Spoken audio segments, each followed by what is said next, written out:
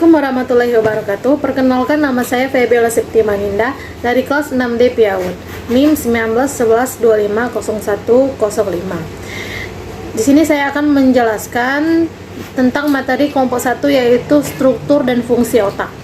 Otak merupakan bagian terpenting dalam organ tubuh manusia sebagai pusat keseimbangan, pengaturan dan koordinasi, sebagai dasar gerak, pengenalan, emosi, dan ingatan, serta pusat berpikir bagi manusia.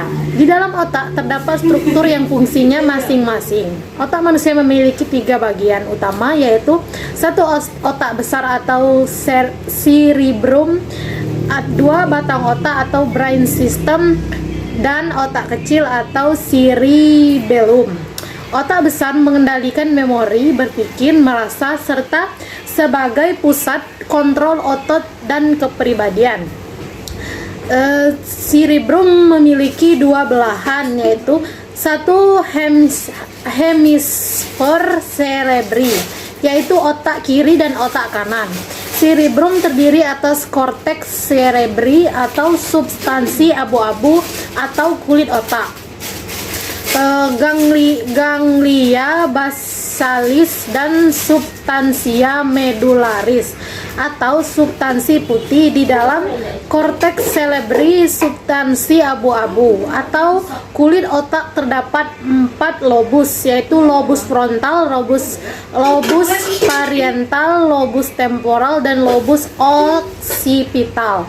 Batang otak atau brain system berfungsi sebagai stasiun pemancar yang terhubung dengan otak besar menuju saraf tulang belakang dan mengirim serta menerima pesan antara beragam bagian tubuh dan otak. Brain system terdiri dari 3 struktur utama, yaitu otak tengah, medulla oblongata, dan pons. Otak kecil berfungsi untuk menjaga keseimbangan tubuh, koordinasi otot, dan berperan dalam melakukan spinocerebellum, vestibulocerebellum, dan cerebellum. Selain bagian-bagian struktur utama otak, di dalam otak masih memiliki beberapa bagian lain, yaitu cairan cerebrospinal, ventricle, plexus, meninx, corpus callosum, kelenjar pituitari, kelenjar pineal, 12 pasang saraf kranial, dan sistem limbik. Dari berbagai struktur otak telah dijelaskan, terdapat beberapa macam penyakit yang mengganggu otak manusia, yaitu cerebral palsy, autisme, hidrocephalus, dan poliomyelitis. Kemudian materi yang kedua ialah berjudul otak kiri dan otak kanan. Otak merupakan komponen penting dalam tubuh manusia. Terkait hal tersebut, otak kanan dan otak kiri memiliki peranan penting di dalamnya. Otak kanan maupun otak kiri saling berkaitan, sehingga sangat penting untuk menyeimbangkan keduanya. Pada hakikatnya, otak kanan dan otak kiri memiliki perbedaan yang mempengaruhi seseorang, baik dalam kepribadian, kebiasaan, maupun segala hal yang ada di hidupnya. Perbedaan yang dirasakan manusia bila dominan terhadap salah satu sisi otak, diantaranya adalah 1 hemifis kiri, hemifis kanan, ideasi bahasa, ideasi bukan bahasa, membaca musik dan lagu, menulis idiom-idiom bahasa otomatis, berhitung atau mengira, perumpamaan, sains atau teknologi, dan kebolehan konstruksi. Kemudian berpikir analitis dan rasional, berpikir sintetis, holistis, sadar, tidak sadar, logis, intuitif, sistematis, kreatif dan inovatif, realistis dan positif. Proses kegiatan gestalis, pengenalan muka, gambar, peta, dan lain-lain. Kemudian materi yang ketiga yaitu gelombang otak. Otak dalam bahasa Inggris disebut encephalon, adalah pusat atau central nervous system CNS. Pada vertebrata banyak intervertebrata lainnya. Otak manusia adalah struktur pusat pengaturan yang memiliki volume sekitar 1350 cc dan terdiri atas 100 juta sel saraf atau neuron. Otak mengatur dan mengkoordinir sebagian besar gerakan, perilaku, fungsi homeostatis seperti detak jantung, tekanan darah, keseimbangan cairan tubuh, dan suhu tubuh. Otak manusia bertanggung jawab terhadap pengaturan seluruh badan dan pemikiran manusia. Oleh karena itu, terdapat kaitan erat antara otak dan pemikiran. Kemudian kemajuan teknologi dalam bidang elektromedik sudah memungkinkan untuk mengadakan penelitian gelombang listrik otak. Gelombang otak disediakan menurut frekuensi menjadi 4 macam, yaitu gelombang delta 0,5 Hz sampai dengan 3,5 Hz, gelombang theta 3,5 Hz sampai dengan 8 Hz, gelombang alfa 8 Hz sampai dengan 13 Hz, dan gelombang beta 13 Hz sampai dengan 30 Hz. Rekaman gelombang listrik otak dikenal dengan nama elektroencephalogram. Kemudian materi yang keempat yaitu cara belajar otak. Otak merupakan anugerah dari Yang Maha Kuasa yang terdiri dari otak kiri dan otak kanan. Setiap otak manusia berkembang secara unik dan berbeda. Setiap bagian otak mempunyai fungsi dan cara kerja yang berbeda-beda. Keseimbangan otak kiri dan otak kanan berpengaruh pada kualitas pemikiran atau kecerdasan seseorang. Karena jika hanya otak kiri saja yang berkembang baik tanpa diikuti perkembangan otak kanan, maka seseorang akan kurang memahami sesuatu karena konsentrasinya. Maka dari itu, sangatlah penting untuk mengetahui cara kerja otak. Gaya belajar adalah variasi cara yang dimiliki seseorang untuk mengakumulasi serta mengasimilasi informasi. Pada dasarnya, gaya belajar Anda adalah metode yang terbaik memungkinkan Anda dalam mengumpulkan dan menggunakan pengetahuan secara spesifik. Kebanyakan ahli setuju bahwa ada 3 macam dasar gaya belajar. Setiap individu memungkinkan untuk memiliki satu macam gaya belajar atau dapat memiliki kombinasi dari gaya belajar yang berbeda. Kemudian materi yang kelima adalah memori. Memori merupakan sebuah fungsi kognisi yang melibatkan otak dalam pengambilan informasi. Memori dapat dibedakan menjadi memori sensoris, memori jangka pendek, dan memori jangka panjang. Usia sangat mempengaruhi kemampuan mengingat memori seseorang.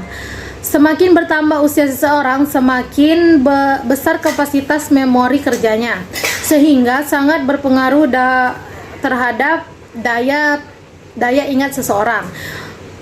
Pemrosesan informasi secara umum dimulai dari input suatu informasi atau encoding, dilanjutkan dengan penyimpanan sensoris, penyaringan, pengenalan pola, tahap seleksi, memori jangka pendek, dan memori jangka panjang. Di dalam memori jangka pendek, suatu informasi sudah dapat direspon, dan bila dilanjutkan ke memori jangka panjang, informasi itu akan bersifat lebih permanen.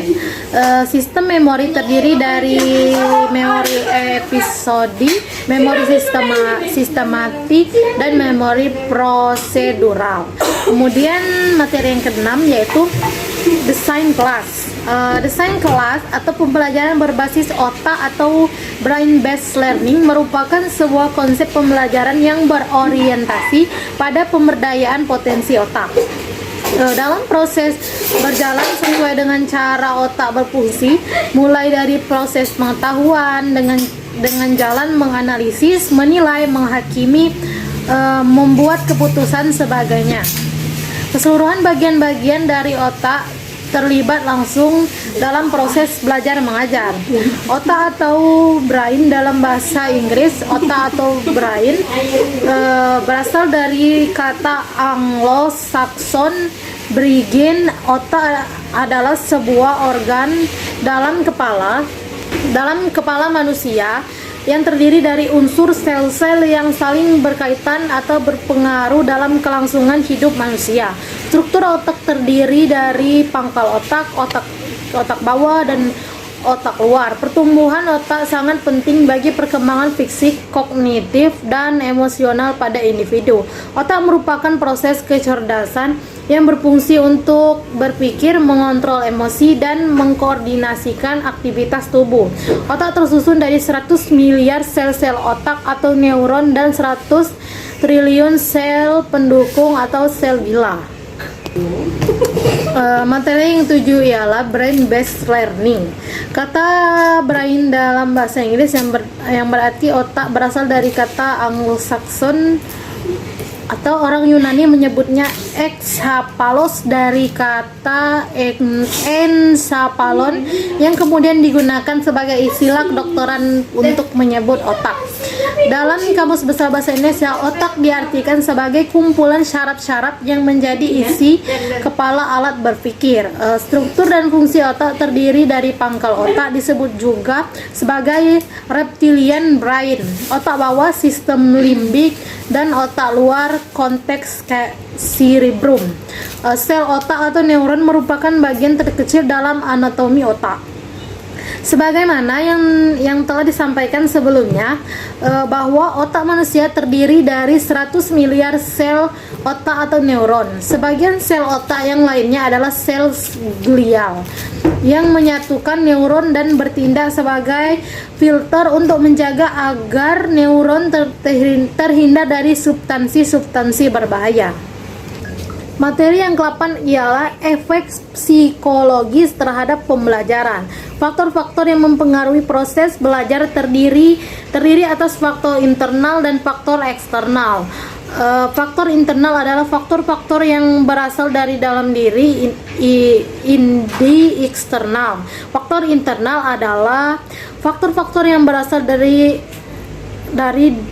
individu dan faktor yang mempengaruhi hasil belajar individu. Faktor-faktor internal ini meliputi beberapa faktor psikologis dan psikologis. Sedangkan faktor eksternal yang mempengaruhi belajar dapat digolongkan menjadi dua golongan, yaitu faktor lingkungan sosial dan faktor lingkungan non-sosial.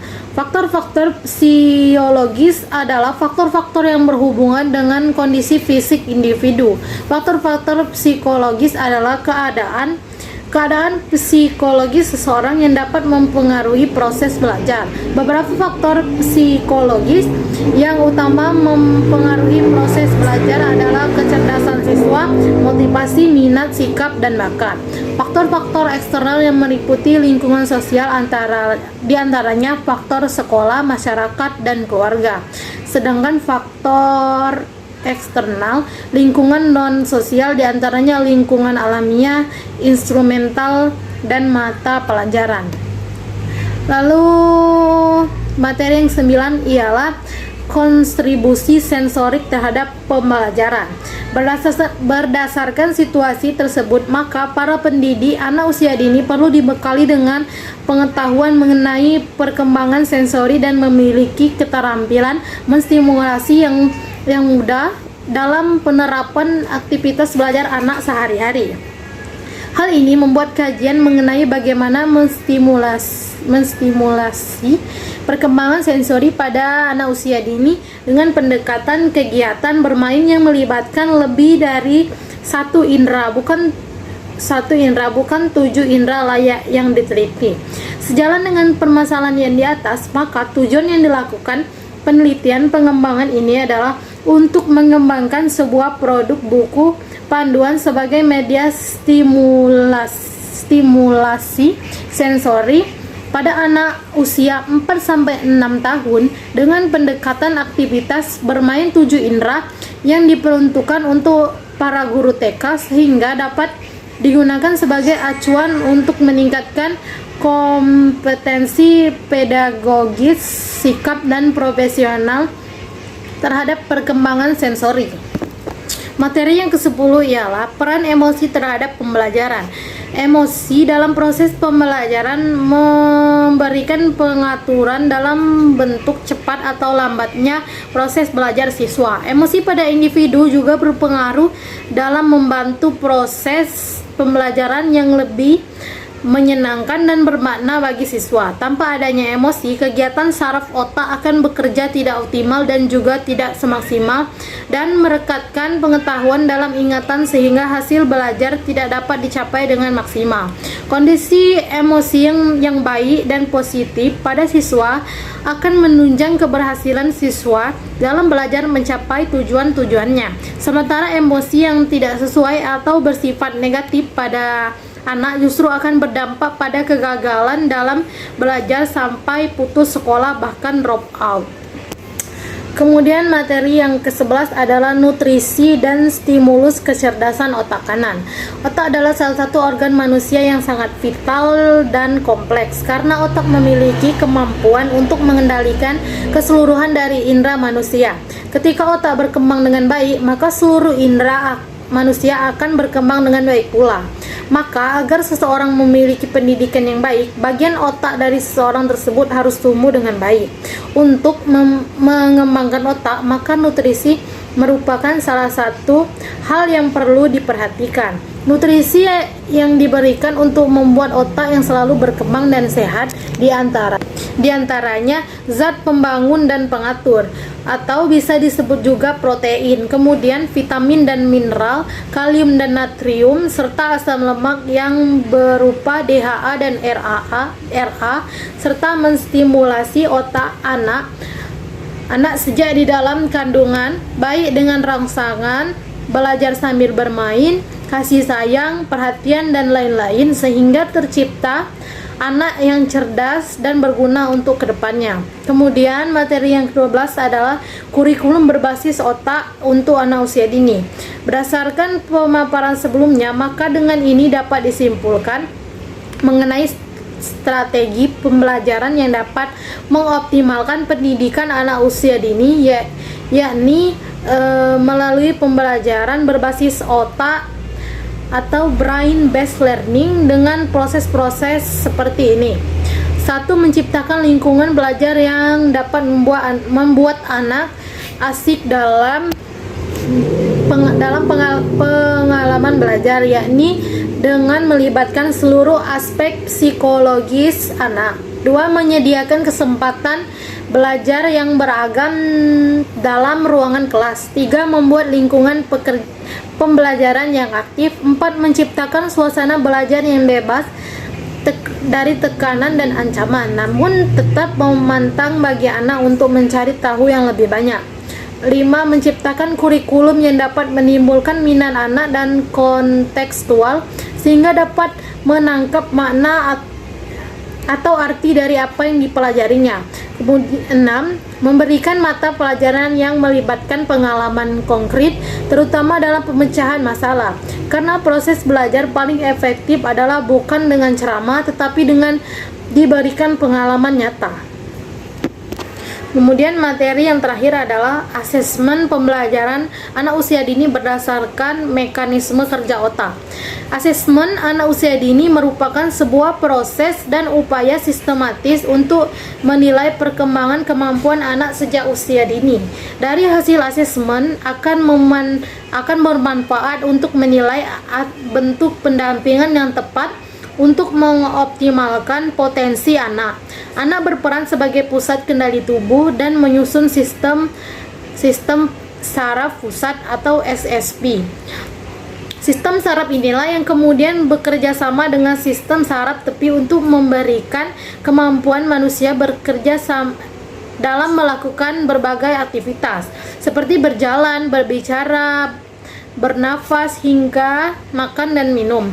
Otak anak bekerja cukup keras untuk berkembang pada masa awal kehidupannya. Di usia ini anak meresapi makna semua hal yang terjadi di sekelilingnya. Ia belajar dan mengingat tentang cara kerja semua hal di dunia ini melalui 5 indera terpercaya, yaitu penglihatan, pendengaran, penciuman, menyentuh, dan merasakan. Oleh karena itu, ini dibutuhkan asesmen dalam perkembangan pembelajaran anak sesuai berdasarkan mekanisme kerja otak. Baiklah, itu saja penjelasan dari saya. Terima kasih. Wassalamualaikum warahmatullahi wabarakatuh.